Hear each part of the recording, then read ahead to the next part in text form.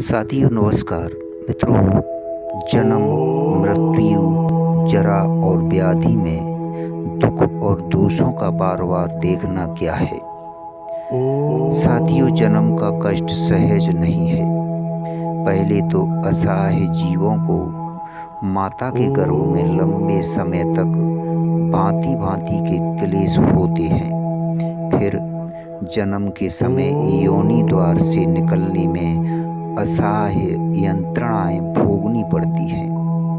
मित्रों, नाना प्रकार की योनियों में बार बार जन्म ग्रहण करने में ये जन्म दुख होते हैं।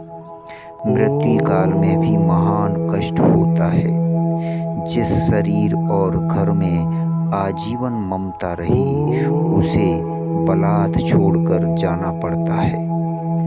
मरण समय के निराश नेत्रों को और शरीर के पीड़ा के देखकर उस समय की यंत्रणा का बहुत कुछ अनुमान लगाया जा सकता है।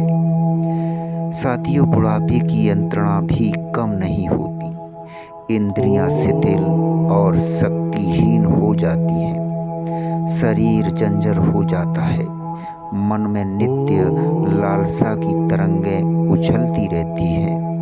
असहाय अवस्था हो जाती है। ऐसी अवस्था में जो कष्ट होता है वह बड़ा ही भयानक होता है।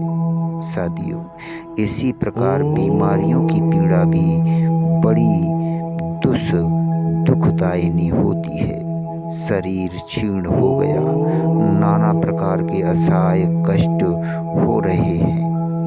दूसरों की अधीनता है, निरुपया स्थिति है।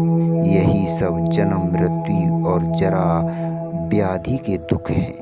इन दुखों को बार बार स्मरण करना और इन पर विचार करना ही इनमें दुखों को देखना है। साथियों, जीव को ये जन्म, मृत्यु, जरा, व्याधि प्राप्त होते हैं पापों के परिणाम स्वरूप। अतः एवं ये चारों ही दोषमय हैं।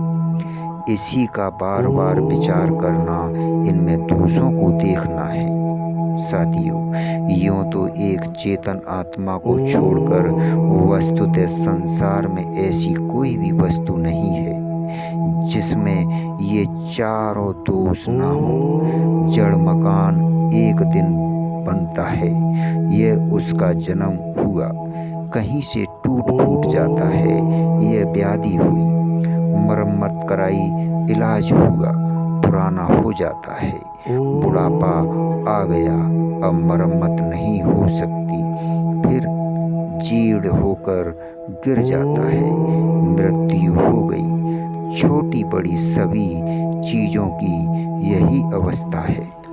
साथियों, इस प्रकार जगत की प्रत्येक वस्तु को ही जन्म, मृत्यु, जरा तथा व्याधि में देख देख कर इनसे वैराग्य करना चाहिए। इनसे वैराग्य करना चाहिए। धन्यवाद।